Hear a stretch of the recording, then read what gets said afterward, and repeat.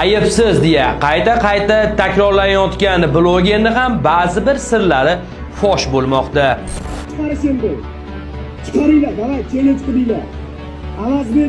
Avazbeda Alloh rozi bo'lsin deb davay challenge boshlaysiz. Dalil.uz Javohir Sultonov ularni ogohlantirdi. Ko'rgan, eshitgan hamma narsalarni borib tan olib politsiyaga o'zingizlarning xohishinglar bilan borib topshiringlar. Bu sizlarga ogohlantirish. Xo'sh, bu jinoyatga blogerni va uni oldida yurgan o'zlarini advokatman deya tanishtirgan ayollarni nima aloqasi bor deb o'ylaysiz? Haqiqat ko'rmasligi uchun bu darajada ko'r bo'lish kerak emas-da, insof bilan gapiringlar. Men bitta yozyapti, o'zi bilan o'zi so'kini boshqa qilib, men xolis fikrimni aytaman. Bular avvaldan jinoyatni bilgan va har videosida go'yoki endi ko'rayotgandek tutgan blogerlar nima sababdan bu ishni qildi va ularga nima majbur bo'ldi deb o'ylaysiz? Ish qoldinglar, jinoyat joyida izlarini qoldirib bo'lgansizlar. Endi men bu mashinani sotib olishginachi endi. Jinoyatda qatnashgan bu mashina. Buni sotib olib qilaman deb o'ylamanglar. Shunaqa ketinglarga tushganman, iloji yo'q bu narsani. Qochib qilolmaysizlar. Har tomondan o'sha bo'lganman. Bizi videolarimizdan oldin blogerga sen pul yegansan degan iddaolar bilan chiqishdi, ammo bloger pul yemaganman deya asabi buzilgan. Blogering bor. Chiqarishib primoy efirda. Rozimanman. Xo'sh, unda nega hali hamon gumonlanuvchini yashirmoqda? Nega hali hamon qiz o'zini osdi deya takror va takror gapirmoqda? Odamzodga shuncha narsani qo'yib, shuncha yordam qilgani, boshqa bitta narsani chiqarib fitna qilib, bitta nima shuncha qilgan yordamingni bitta qilib qo'yargan deyman-da, odamzodga bir Başka gapiradigan gaplar ko'p deydi. Mayli. Sabrda bo'lamiz. Aka, davlatda bir nima bo'lsa, o'tganda bir nima qilamiz, ertaga bir xabarlashaylik unda. Ko'rsatadi. Xo'p, aka, xo'p. Hamma qo'rqayotgan masala jinoyatning ishida bloger ham bo'lsa-chi? Hukumatcha boshlandi. Shu kunlarda mana boshlandi 2-3 kunda. Xabar ochiladi, hammasi oshkor bo'ladi. Advokatlar yollangan, O'zbekistondan ham, Koreyadan ham kuchli advokatlar, bitta emas advokatlarimiz. Shu darajada qo'yamizki, yig'ilgan ehson pullari hamma narsasini olib chiqamiz oxirgacha. Kommentariy siz uchun ochiq. Kimni tarafini olishingizdan qat'iy nazar bemalol fikringizni bildiring. Va malol kelmasa o'zbek qizimizni oxirati obod bo'lsin deya bir dona like va 2 og'iz ta'ziyani yozib qo'ying. Savob.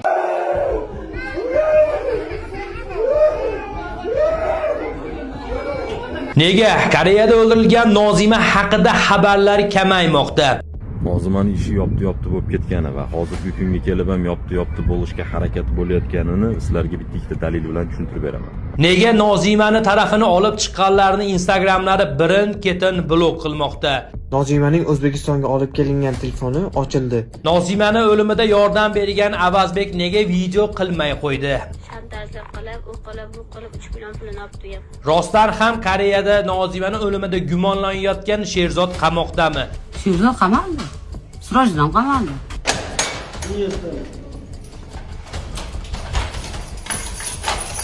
Barcha savollarga hozir javob olasizlar.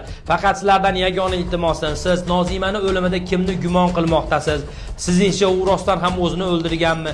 Sizning fikringiz juda ham qiziq va zarur. Malol kelmasa kommentariyaga yozasiz va oxirat obod bo'lsin deydiganlar bittadan like bosib qo'ying. Biz bu videolarimiz orqali Nozimani kimdir o'ldirgani yoki Nozimaga yordam berganlarni qoralash niyatida emasmiz. Aslo.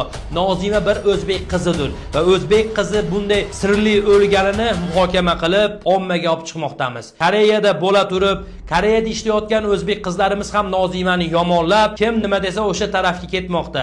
Fikirlarda oqilona yozing iltimos. Endi o'zini osishdan oldin balkim bola bilan mushtlashgandir, bola urgandir. Nozimani jasadini O'zbekistonga yuborishda yordam berganlar Koreyadagi ba'zi bir insonlarni tomi ketmoqda. Bu Dalil.uz o'rtadan chiqib ketadigan bo'lsa, hech kim hurmat qilmay qo'yadi. Hojatxonaga kirib, ahladini ko'rsatib, ko'plab Nozimani tarafini olayotganlarga aynan senlar shu sanlar, shu kabi sanlar deya haqoratlar qilmoqda. Mana senga kam bo'lsa, mana. Ol bo'xti, ma bo'xti ko'p. Dalil.uzga mashina emmenni video qilib qo'yishgan. Nozimani tarafini olayotganlar aynan Nozimani emas, vafot etgan o'zbek qizini va uni kim o'ldirgan bo'lsa adolatli bo'lsin, qonun oldida javob bersin deyishmoqda xolos. Bunga yaxshilik qilganlarga hech qanday e'tiroz bildirishmayapti va bildirishmaydi.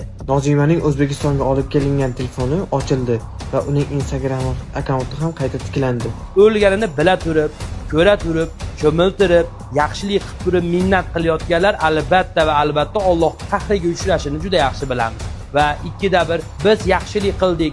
Nozimani biz bo'lmaganda jasadlari shu yerlarda sarson bo'lardi deydiganlar adashadi. U badani nimaligini men aytmayman. gunoh bo'ladi. Aytmayman. Avvalambor Alloh shu qizni jasadi O'zbekistonga ko'milganini peshonasiga yozibdimi? Bu bo'lmasa boshqasi yuborardi. Albatta va albatta aynan shu holat sodir bo'lardi. Ammo ko'rmaganmiz, bilmaganmiz deya faqat yaxshilik qilgan bo'lsa, iltimos qilardimki, video murojaat qilib, ha deb Nozimani ham, ayasini ham va uni orqasida turgan millionlab o'zbeklarni haqorat qilishga haqqi yo'q. Shu Nozimani orqasida turgan o'zbeklar bir donadan tupursa tupurgisiga ko'milib ketadi. Koreyada turib olib har xil karillab baqirishdan ham naf yo'q. Chunki Nozimani orqasida nafaqat bitta ikkita dalil o'z yoki jurnalist bloger, butun o'zbek turmoqda. Butun O'zbekiston turmoqda va bu qonuniy Xudo xohlasa hal bo'ladi va hal bo'lmoqda. O'shaning uchun ham har xil jinni katta video qilayotganlar sar ogoh bo'ling. Xo'p, siz qonun oldida javob bermaysiz. Siz Koreyaga borib yerlashib, juda ko'pchilikni ishlarga qo'yib o'sha yerdagi opasi bo'lib ketgandirsiz. Atirgul opasi bo'lib ketgandirsiz, lekin Allohning oldida javob berasiz. Bir kun sizni ham aylantirib shu dunyoda javob bergisiz